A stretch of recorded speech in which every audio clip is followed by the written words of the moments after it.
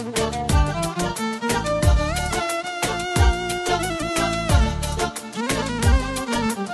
partea mea, Nicuță, dedic cea mai frumoasă melodie de aici, de la Corazon, împreună cu părinții Darius și Cerasela, ultra special pentru prinților Răzvan și Dario.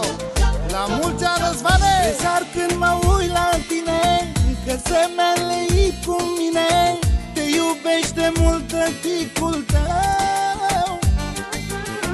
Nu pot să spun în cuvinte ce înseamnă să-ți fiu părinte, minuna mea de la Dumnezeu. Dacă ți-ar lipsi ceva, mi-aș amaneta viața mea și zilele, să te știu bine. Te-a trimis Dumnezeu în viața mea, băiatul meu Răzvan, al meu comoara mea. Privirea și zâmbetul tău sunt averea cea mai mare, copilașul meu iubit, raza mea de soare.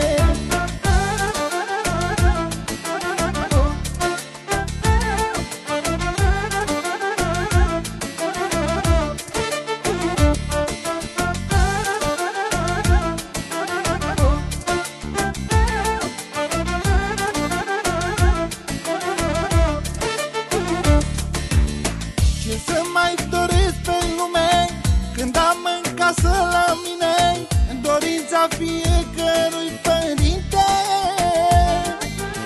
Că pe Răzvan până la cer și pe Dario la fel îi iubesc dincolo de cuvinte.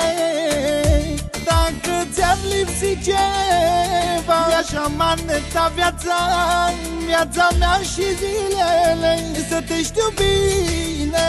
Te-a trimis Dumnezeu în viața mea, băiatul meu Răzvan, al meu comoara mea. Privirea și zâmbetul tău sunt averea cea mai mare, copilașul meu iubit, raza mea de soare.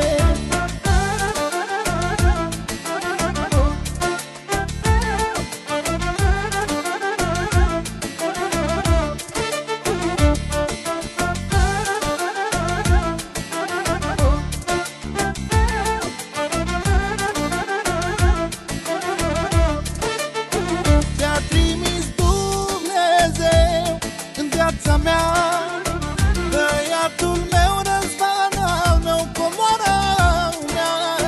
Privirea și zâmbetul tău sunt averea cea mai mare, copilașul meu iubit, raza mea de